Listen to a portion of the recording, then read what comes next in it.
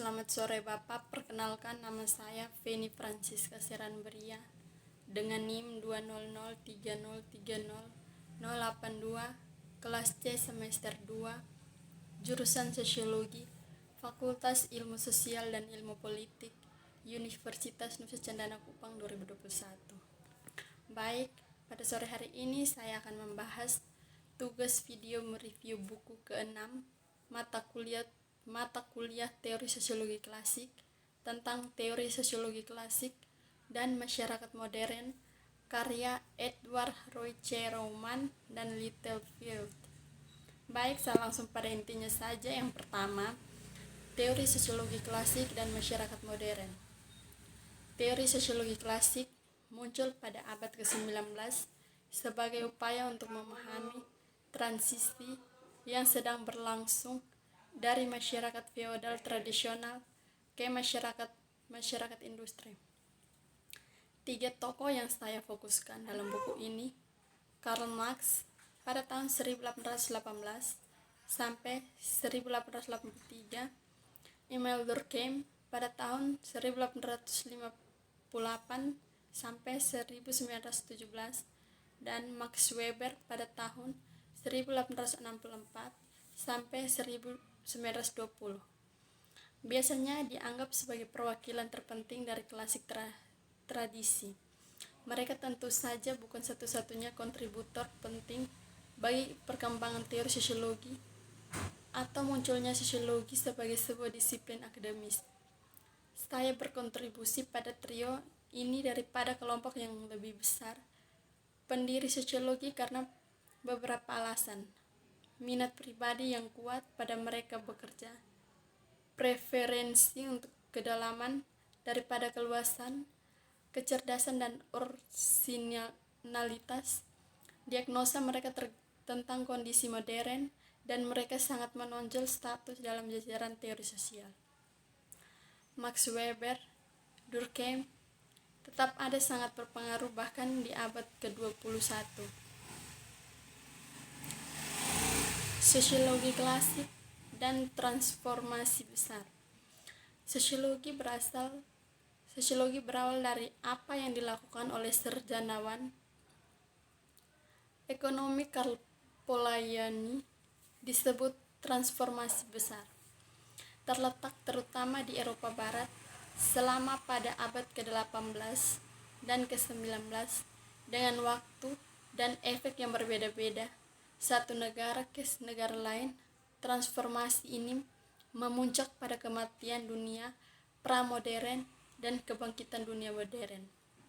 Mereka memunculkan pandangan dunia baru dan aspirasi, sikap orientasi baru, politik dan ekonomi baru, lembaga dan bentuk baru organisasi sosial dan pola hidup. Mereka menggerakkan kekuatan sosial baru, dinamakan perkembangan baru dan baru gerakan sosial, dan mereka membawa masalah baru dan kemungkinan baru tanggung jawab sejarah sebagai salah satu indikator perubahan dramatis yang terjadi selama dalam zaman revolusi. Perhatikan daftar kata-kata berikut yang semuanya menjadi bagian dari kosakata atau memperoleh arti modernnya selama periode ini. Ketiga, sosiologi klasik dan masyarakat modern. Sosiologi klasik adalah fenomena modernitas itu sendiri, hasil dari sangat perkembangan itu berangkat untuk belajar, dan tema modernitas Gerard Delanty mencatat adalah motif pemersatu yang hebat dari sosiologi klasik, bahwa topik modernisasi menarik perhatian abad ke-19 detail cetus. Tidak mengherankan mereka hampir tidak bisa mengabaikan fakta dunia baru bermunculan di sekitar mereka. Ruang lingkup perubahan sosial selama usia ini. Revolusi begitu jauh mencapai itu bagi banyak pengamat, baik pada saat itu maupun dalam retrosepsi perjalanan dari era Eropa pramodern ke era modern, mewakili mewakili mengirimkan perpecahan atau diskontinuitas mendasar dalam pengalaman manusia.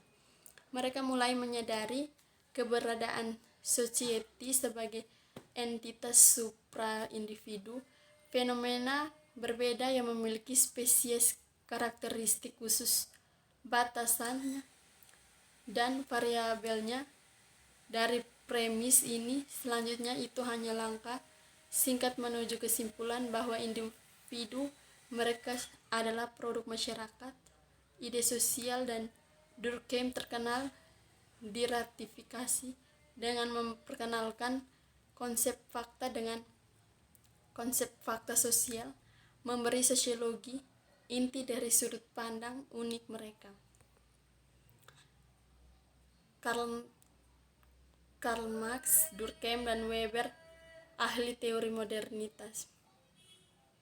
Karya mereka dianggap sebagai bapak pendiri sosiologi. Marx, Durkheim, dan Weber membentuk semacam trio alami.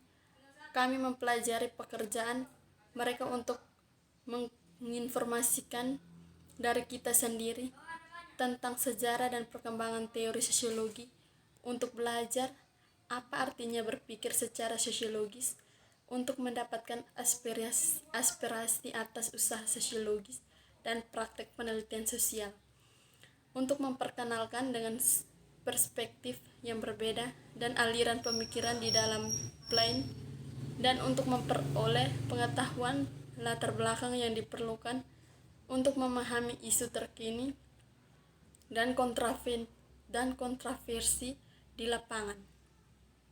Mereka adalah, sebagai Philip Abrams menyatakan, di antara generasi pertama, umat manusia telah mengalami dalam rentang hidup mereka sendiri yang dipengaruhi secara sosial perubahan yang bersifat transformatif total.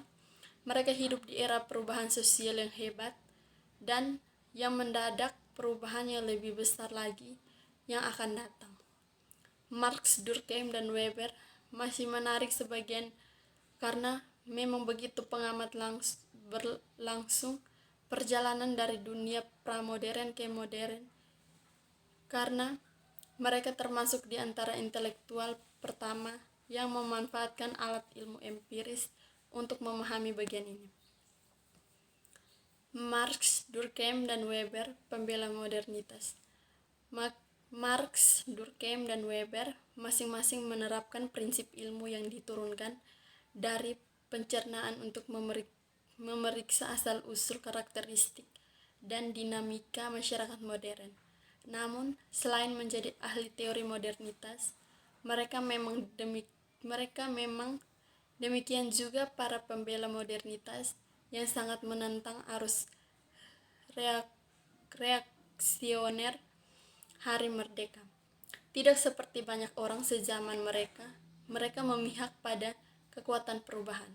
Mereka juga tidak menyesali kematian masyarakat tradisional, takut akan kebangkitan masyarakat modern. Bahkan saat mendokumentasikan biaya kemanusiaan yang mengerikan, Marx menyebut baik kebangkitan industri modern percaya itu menjanjikan Tion, dan meskipun menjadi salah satu kritikus yang paling parah di menganggap open kapitalisme sebagai pengaruh peradaban. Berbeda dengan kritik nostalgia terhadap tantangan ekonomi modern yang berhadapan sia-sia untuk kembali ke bentuk masyarakat yang lampau, pandangan Marx benar-benar melihat ke depan. Hal yang sama berlaku ketika Republik.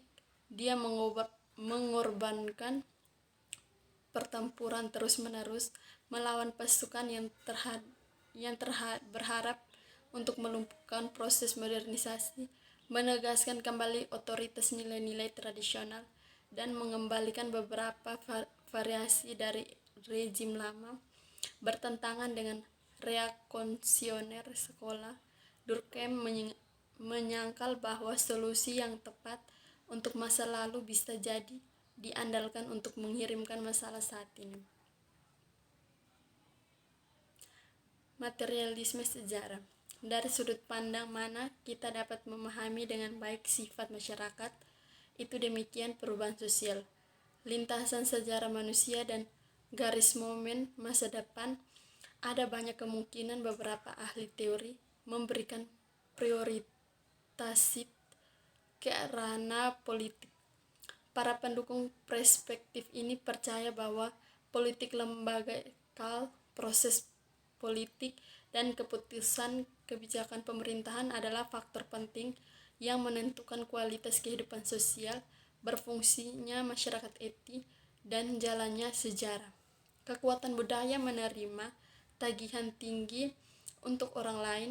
Dari sudut pandang ini, karakter, operasi, dan kecenderungan perkembangan masyarakat disumsikan terutama sebagai ekspresi dari nilai-nilai dominannya keyakinan dan cita-cita. Marx menyebut kumpulan ekonomi ini mode produksi. Konsep ini menempati tempat sentral dalam teori, mencerminkan keyakinan materialis bahwa produk adalah basis dari semua kehidupan sosial dan semua sejarah nyata. Marx mengembangkan pandangan materialis ini melalui kritik terhadap filosofis idealisme GWF Hegel dan filsafat Jerman pasca Hegel.